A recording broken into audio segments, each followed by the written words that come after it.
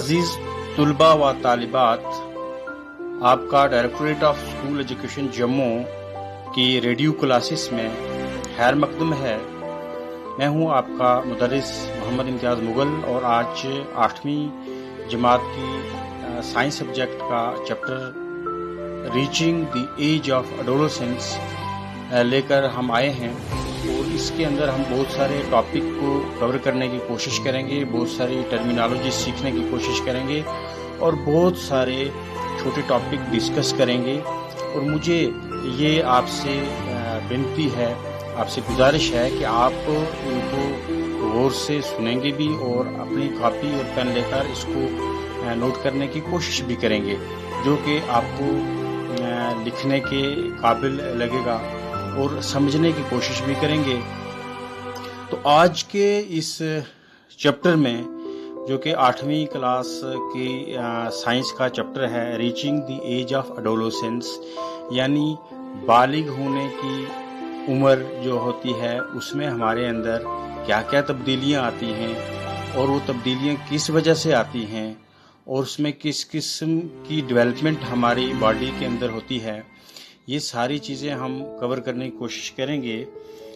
मिसाल के तौर पर हम आज डिस्कस करेंगे कि हार्मोन्स किसे कहते हैं, या एडोलेसेंस का मीनिंग क्या है, मेंस्ट्रुएशन साइकिल किसको बोलते हैं, या वो चेंजेस हम डिस्कस करेंगे जो गर्ल्स और बॉयज़ दोनों में जो एडोलेसेंस स्टेज में जो आती हैं।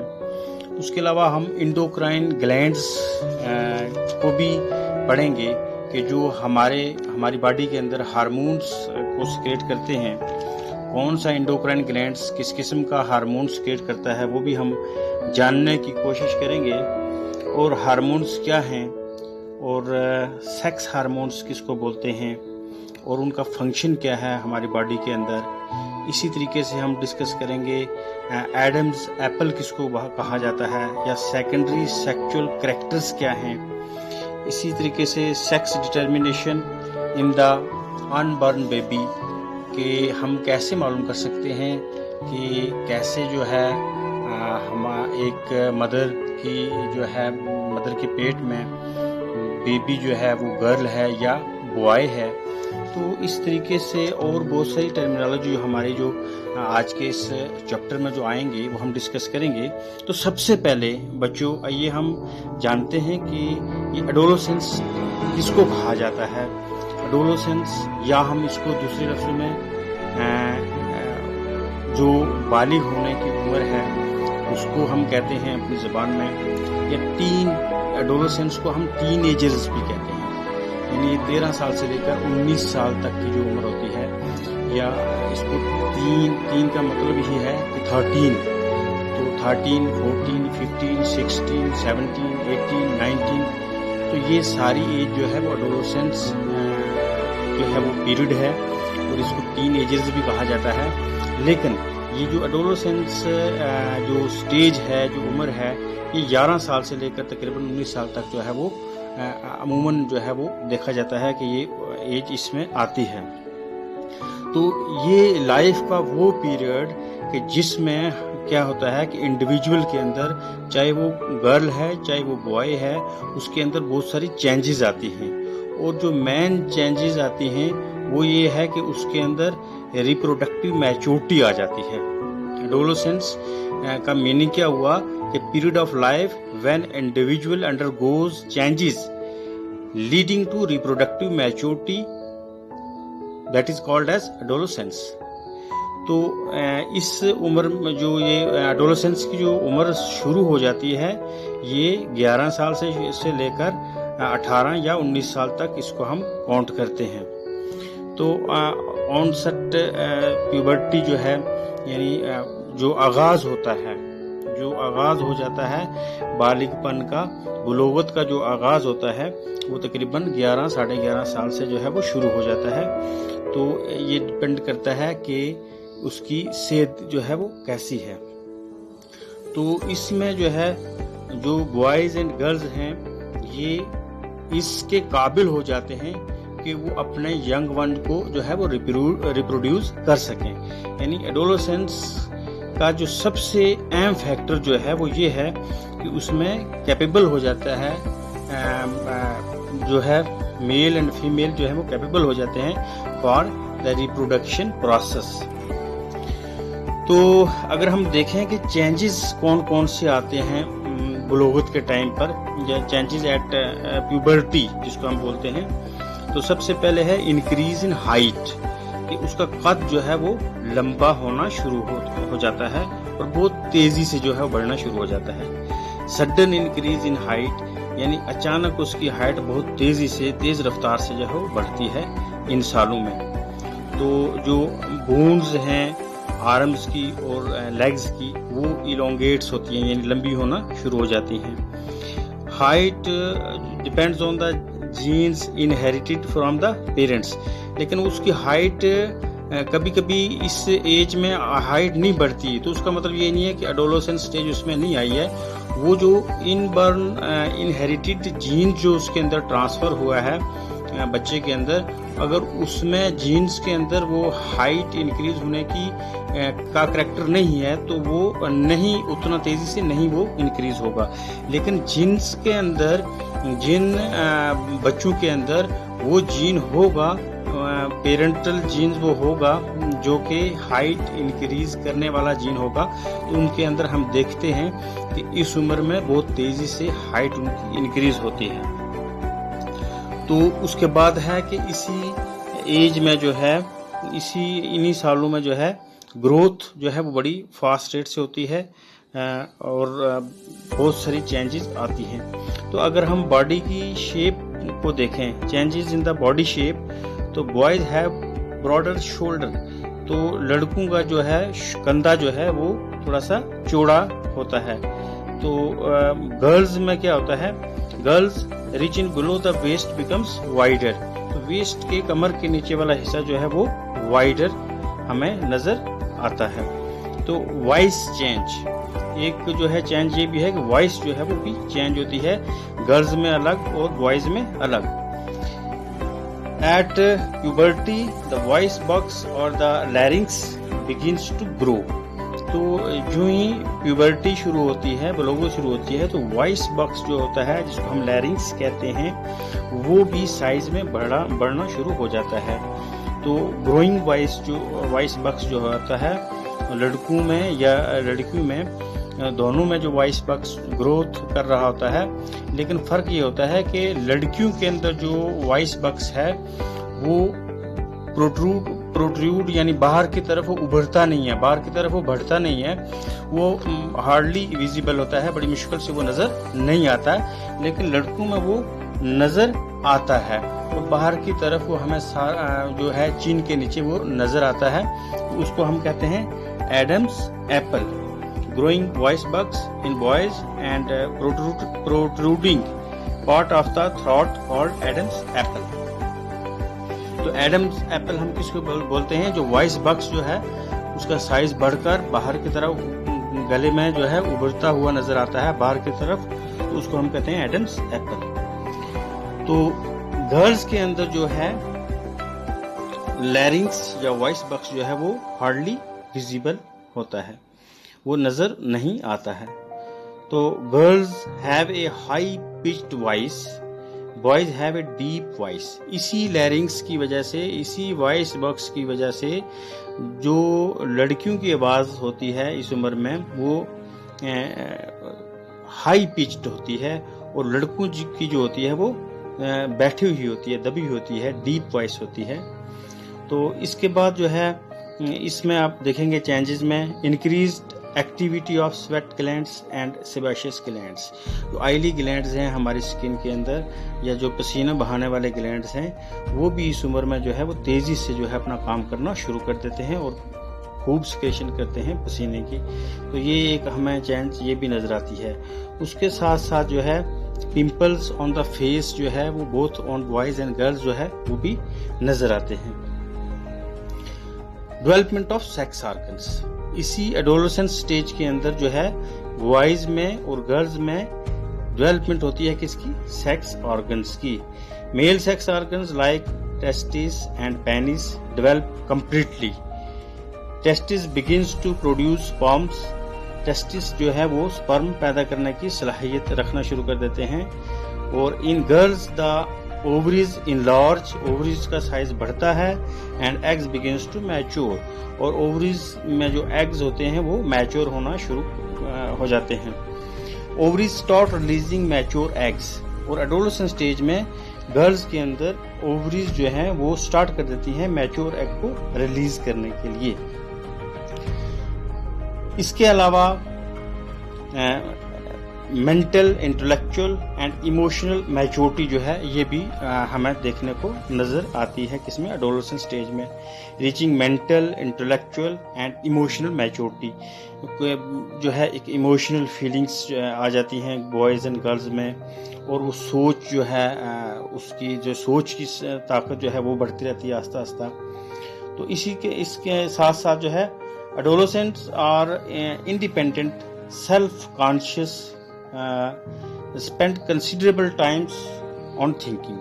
तो वो इंडिपेंडेंट, आज़ादाना ज़िंदगी जो है वो अच्छी उनको लगती है, जैसे बैठकर सॉन्ग सुनना या उसको कुछ अपना सोच में बैठ जाना। तो इस किस्म की चेंजिंग जो है हमें नज़र आती है। उसके बाद जो है एक और जो खूबी होती है एडोलेसेंस के स्टेज के अंदर, वो है कि ग्रेटेस्ट कैपेसिटी फॉर लर्निंग, कि इस उम्र में जो सीखने की ताकत जो होती है वो भी बहुत ज़्यादा होती है। तो कभी कभी जो है एडोलेसेंट जो है वो इनसिक्योर अपने आप को महसूस करते हैं कि वी आर नॉट सिक्योर, ये भी जो है उनके अंदर एक कैरेक्टर सामने आता है। तो ये बात हमने की कि किस तरीके से उनके अंदर डेवलपमेंट ऑफ सेक्स ऑर्गन्स होता है, और कौन से कैरेक्टर जो है वो एडोलेसेंट स्टेज में आते हैं। अब बात करते हैं हम सेकेंडरी सेक्सुअल कैरेक्टर। तो सेकेंडरी सेक्सुअल कैरेक्टर जो होते हैं both in girls and boys, उसमें देखिए आप, testis and ovaries are the reproductive organs. तो टेस्टिस एंड ओवरीज जो हैं, टेस्टिस मेल में और ओवरीज फीमेल में, ये रिप्रोडक्टिव ऑर्गन्स होते हैं, और ये इनकी क्या होती है, डेवलपमेंट होती है। तो ये टेस्टिस मेल में और ओवरीज फीमेल में, ये दोनों कैरेक्टर क्या हैं, अलग अलग हैं। दोनों क्या हैं, सेक्स ऑर्गन्स और reproductive organs. In girls breast begins to develop at puberty, boys begins to grow facial hair, लड़कों में चेहरे पे बाल आना शुरू हो जाते हैं, मूछें आती हैं और दाढ़ी आना शुरू हो जाती है। तो ये जो फीचर्स हैं ये हमें मदद करते हैं सेकेंडरी सेक्सुअल कैरेक्टर्स मेल और फीमेल को, दोनों को अलग अलग पहचानने में, कि बॉयज में क्या आते हैं, facial hair, then moustaches and beard. तो गर्ल्स में क्या होगा, ब्रेस्ट डेवलपमेंट होगी और रिप्रोडक्टिव ऑर्गन्स जो है वो डेवलपमेंट करेंगे।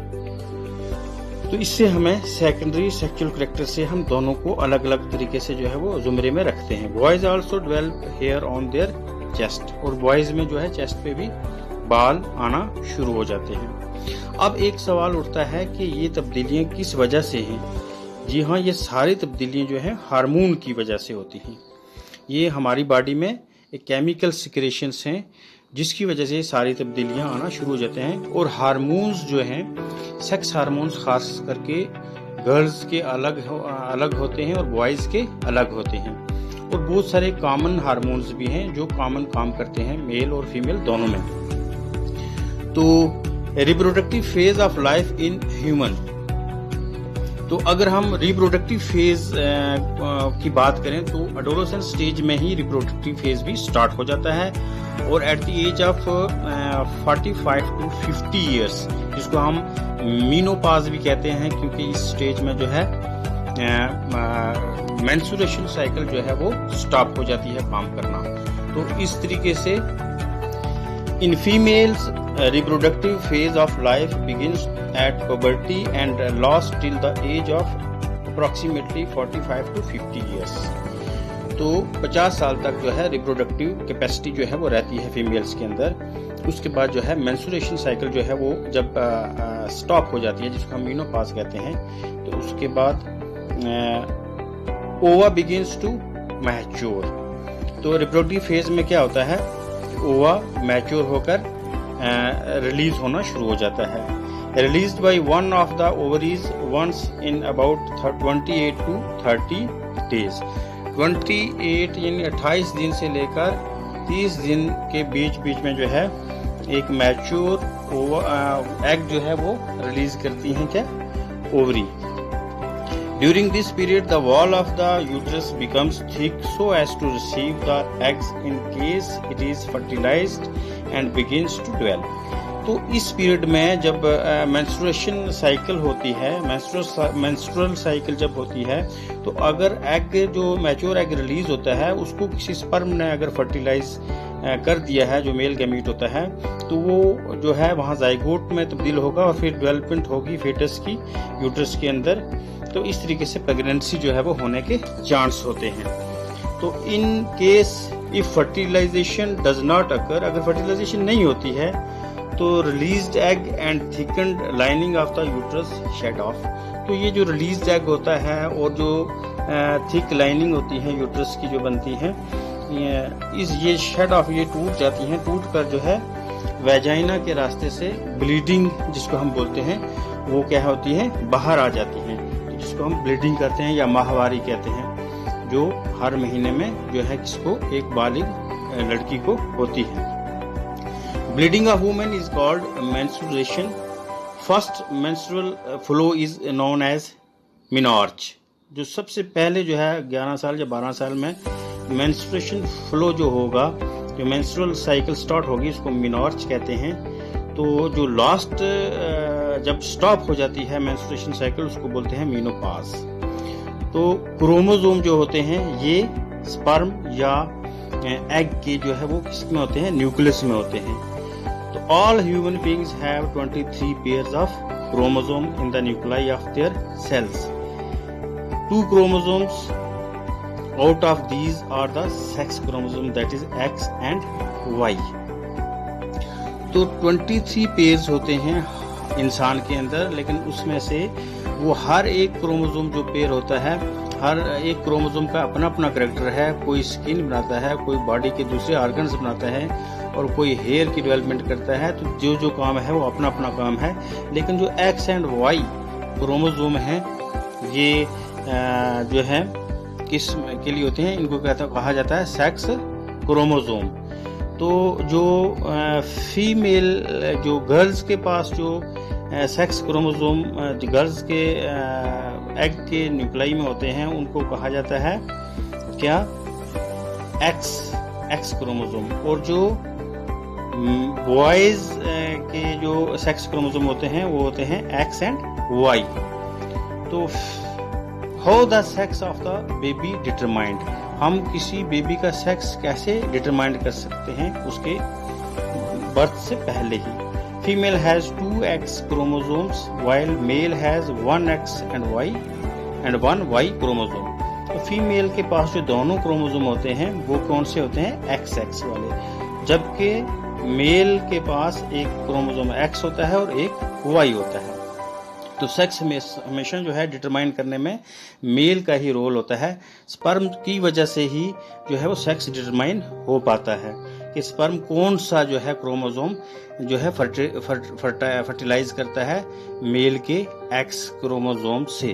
तो उस लिहाज से जो है वो बेबी बॉय होगा या गर्ल होगा। When a sperm containing X chromosome fertilizes the egg, the zygote would have 2 X chromosome and develop into a female child. If the sperm contribute a Y chromosome to the egg of fertilization, then zygote will develop into a male child. अगर जो zygote है वो X और Y की combination में है तो male child होगा। अगर zygote जो है वो XX की कम्बिनेशन में हो गया तो वहां पर बच्चा जो होगा वो क्या होगा, गर्ल चाइल्ड। तो बच्चों, हार्मोन्स ही केमिकल सिक्रेशंस हैं जो कि ब्लड के जरिए से बॉडी के मुख्तलिफ हिस्सों में जो है काम करते हैं, जिनकी वजह से सारी चेंजेस आती हैं। तो changes which occur at adolescence और कंट्रोल्ड बाय हार्मोन्स, ये सारी की सारी चेंजेस जो कंट्रोल होती हैं ये हार्मोन्स की वजह से होती हैं। और हार्मोन्स को सिक्रेट करने वाले क्या हैं, इंडोक्राइन ग्लैंड्स। तो ये हार्मोन्स इंडोक्राइन ग्लैंड्स में बनते हैं, उसके बाद जो है ब्लड के जरिए से जो है टारगेट साइट्स पे जाकर अपना काम करते हैं। तो हार्मोन्स बेसिकली हैं क्या है? These are the chemical secretions produced by the endocrine glands of our endocrine system.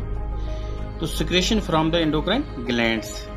तो टेस्टोस्टेरोन, जैसा कि हमने पहले भी पढ़ा है, testosterone is released by testis. तो टेस्टोस्टेरोन हार्मोन जो है ये मेल हार्मोन है और ये रिलीज होता है कहाँ से? टेस्टिस से। तो ovary begins to produce the female hormone or estrogen which makes the breast development. तो ये हार्मोन्स के जो है वो अलग अलग अपने अपने जो है काम होते हैं। Role of hormones in initiating the reproductive functions.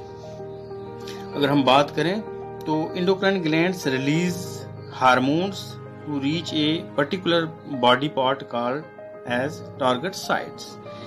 तो testes and ovaries secrete sex hormones. तो how hormones work? हार्मोन्स कैसे काम करते हैं? Hormones from pituitary stimulate testes and ovaries to release testosterone in male and estrogen in female. तो pituitary gland जो होता है, जो ब्रेन के अंदर होता है, वो क्या करता है? स्टिमुलेट करता है टेस्टिस को और ओवरीज को कि वो अपने हार्मोन्स रिलीज करें और release in the blood stream and reach part of the body. तो ये ब्लड स्ट्रीम में जब ये रिलीज करते हैं तो उसके बाद वो टारगेट साइट्स पे जाकर अपना काम करते हैं ये हार्मोन्स। तो उसके बाद टारगेट साइट पे जब पहुंच जाते हैं तो stimulate changes in the body at onset of puberty. Pituitary gland जो है is an endocrine gland and produce growth hormones, जिसकी वजह से हमारी बॉडी की ग्रोथ होती है। तो एडोलेसेंस स्टेज में ग्रोथ होती है। तो ये ग्लैंड्स जितने भी हैं ये हमारी प्यूबर्टी स्टेज के बाद ही हार्मोनल सिक्रेशन होती है, इससे पहले सिक्रेशंस नहीं होती है। तो ये हार्मोनल सिक्रेशंस भी एक करैक्टर है हमारी एडोलेसेंस स्टेज में कि इसमें हार्मोनल सिक्रेशंस होती है। तो इसी तरीके से thyroid gland produce the hormones thyroxine, pancreas produce the hormones insulin. तो adrenal gland secretes hormone which maintain the correct salt balance in the body in the blood called adrenaline. तो इसी तरीके से role of hormone in completing the life history और life cycle of the insects and frog. ये hormone जो है insect hormones भी होते हैं और इसमें जैसे हार्मोन्स के अंदर एक लार्वा जो है, ये अपना जो एक लार्वा होता है इंसेक्ट का या फ्रॉग का, वो कैसे टैडपोल लार्वा जो है वो पूरी एक फ्रॉग बन जाता है। इस प्रोसेस को हम कहते हैं मेटामॉर्फोसिस। लेकिन इसमें भी जो है वो थायरॉक्सिन हार्मोन का ही काम होता है कि इस मेटामॉर्फोसिस में जो है वो हार्मोन काम करता है जिससे कि एक कंप्लीट डेवलपमेंट हो जाती है फ्रॉग की। तो इंसेक्ट हार्मोन हो या थायराइड हार्मोन हो, थायरॉक्सिन हार्मोन हो, ये मेटामॉर्फोसिस में काम करते हैं। तो इसी तरीके से एडोलेसेंस स्टेज में हमें अपनी हेल्थ का जो है वो भी ख्याल रखना है, क्योंकि रिप्रोडक्टिव हेल्थ होनी चाहिए, ऐसी हेल्थ होनी चाहिए कि ताकि हम अपना ऑफ स्प्रिंग को जो है वो हेल्थी जो है वो अपना पैदा कर सकें। इसके लिए बैलेंस डाइट का होना ज़रूरी है, एडिक्वेट फिजिकल एक्सरसाइज होना ज़रूरी है। इस तरीके से milk, protein, carbohydrates, fats and vitamin इस प्रॉपर प्रोपोर्शन में जो है इन चीज़ों का खाना बहुत ज़रूरी है। इसके अलावा जो है आयरन रिच फूड, ऐसी ग़िज़ा हम खाएं कि जिसके अंदर आयरन की मिकदार ज़्यादा हो, क्योंकि हमारी बॉडी के अंदर हीमोग्लोबिन जो है वो बहुत सारे फंक्शन जो है वो पूरी बॉडी को मेंटेन रखने में जो है हमारी मदद करता है। तो आयरन रिच फूड जो है इसमें हमें खाना चाहिए। इसके अलावा पर्सनल हाइजीन, नहाना, एक्सरसाइज करना या अपने दांतों को साफ करना, पूरी बॉडी को साफ सुथरा रखना, ये भी जो है वो एडोलेसेंस स्टेज में बहुत ज़रूरी है। तो इसके अलावा जो है हर दिन नहाना, तो ताकि हमें बैक्टीरियल इन्फेक्शन वगैरह जो है वो ना हो सकें। वॉक पे जाना या ग्राउंड में ओपन एयर में खेलना, ये हमारी हैबिट्स जो है एडोलेसेंस स्टेज बच्चों में जो है होनी चाहिए, इनकलकेट होनी चाहिए। तो उससे सबसे बड़ी बात यह है कि एडोलेसेंस स्टेज के अंदर टीन एजेस जो हैं वो अक्सर जो है वो ड्रग्स के शिकारी हो जाते हैं। तो ड्रग्स जो है वो जानलेवा होती हैं, तो से नो टू ड्रग्स। और ड्रग्स अगर हम किसी इन्फेक्टेड सिरिंज का इस्तेमाल करेंगे, जैसे कोई इन्फेक्टेड सिरिंज हमने इस्तेमाल की, जो पहले से वो सिरिंज इस्तेमाल हुई थी किसी एड्स के पेशेंट को, तो जब वो हम इस्तेमाल करेंगे तो वो एड्स की बीमारी हमें भी लग सकती है। इसी तरीके से ये एडिक्टिव जो ड्रग्स होती हैं उनका जो है इस्तेमाल करना बिल्कुल ही हमें छोड़ देना चाहिए, बिल्कुल ही उनके नज़दीक भी नहीं जाना चाहिए, क्योंकि ये एक ऐसी जो है बाद में हम जब एक बार इसमें जो बच्चा इन्वॉल्व हो जाता है वो उसको बाद में छोड़ नहीं सकता है। और इसी एडोलेसेंस की नादानी की वजह से, इसके इमोशनल करैक्टर्स की वजह से जो है वो अपनी जान भी एक दिन जो है वो गंवा बैठता है। तो ये चीज़ें बहुत ज़रूरी हैं कि हम अपने एडोलेसेंस स्टेज में इन चीज़ों का ध्यान भी रखें, और ख़ास करके अपनी जो है वो सेहत का ख़ास ख्याल रखें। और एडोलेसेंस स्टेज में जो भी हमारे अंदर ऐसे करैक्टर हैं उनका हम कभी भी गलत इस्तेमाल ना करें, बल्कि अपने कॉन्शियस और कंट्रोल में ये लाइफ हमें जो है वो अपनी गुजारनी चाहिए। तो आखिर में मैं फिर एक बार आपको यही कहूँगा कि जो इस चैप्टर में हमने डिस्कस किए हैं, ख़ास करके एंडोक्राइन ग्लैंड्स हमने डिस्कस किए हैं, या हमने मेंस्ट्रुएशन जो है वो साइकिल डिस्कस की है, या मेनोपॉज क्या होता है, मेनॉर्स क्या होता है, ये क्वेश्चन जो है आप याद भी करेंगे और घर में इसको अच्छे तरीके से सीखेंगे भी। तो मेंस्ट्रुएशन साइकिल जो है ख़ास करके क्या होता है कि in female the ova begins to mature with the onset of puberty. जो ही जो है बलोगत का आगाज़ होता है तो क्या होता है कि फीमेल जो है वो फीमेल ओवरी जो है फीमेल्स के अंदर वो ओवा जो है वो बिगिन कर देती है, रिलीज करना शुरू कर देती है, जिसको हम एग भी कहते हैं। और जब मैच्योर एग रिलीज होता है ओविडक्ट में, अगर उसको उस टाइम कोई स्पर्म के साथ उसकी फर्टिलाइजेशन हो जाती है, जो मेल गैमीट होता है स्पर्म, तो वो फिर फीटस डेवलपमेंट होगा यूट्रस के अंदर, तो एज ए रिजल्ट जो है गर्ल प्रेग्नेंट हो जाएगी। तो उससे वो जो है क्या होगा, प्रेग्नेंट होने के बाद उसको जो है बच्चा जो है वो पैदा हो सकता है, चाहे वो मेल हो चाहे वो फीमेल हो, तो वो बच्चा जो है पैदा हो सकता है। लेकिन अगर वो जो मैच्योर एग जो है वो रिलीज हुआ और उसकी फर्टिलाइजेशन नहीं हुई, वो अनफर्टिलाइज्ड ही रहा, तो फिर जो है वो यूट्रस के अंदर जो थिकनिंग ऑफ ब्लड बनती है वो शेड ऑफ हो जाती है, और एज ए रिजल्ट जो है वो हर महीने के 28 दिन के बाद या 30 दिन के बाद वो रिलीज हो जाता है through vagina, that is a reproductive organ of female. तो उसको हम कहते हैं ब्लीडिंग ऑफ वुमेन और मेंस्ट्रुएशन साइकिल, मेंस्ट्रुएशन साइकिल। तो ये साइकिल, ये करैक्टर जो है वो गर्ल्स के अंदर है, और इस तरीके से बॉयज़ के अंदर भी हमने बहुत सारे करैक्टर्स को डिस्कस किया है। तो वो सेक्स ऑर्गन्स की डेवलपमेंट या सेकेंडरी सेक्सुअल करैक्टर की डेवलपमेंट या सेक्स डिटरमाइंस कैसे हम करते हैं, तो ये सारी चीज़ें हमने जो डिस्कस की हैं। आई होप कि आप इस चैप्टर के जो है वो मकसद और गर्ज़ व गायत तक जो है वो पहुंच गए होंगे। तो इस उम्मीद के साथ कि आप इस जो है आज का हमारा जो ये चैप्टर है हमने डिस्कस किया है यहाँ पर साइंस का, reaching the age of adolescence, आप ज़रूर याद करेंगे घर बैठे बैठे। और मज़ीद अगर कोई इसमें टॉपिक आपको समझ नहीं आया तो वो मुझे आप कमेंट बॉक्स में कमेंट करके पूछ भी सकते हैं, मैं दोबारा भी इस ऑडियो और वीडियो को बना सकता हूँ। बहुत बहुत शुक्रिया। जय हिंद।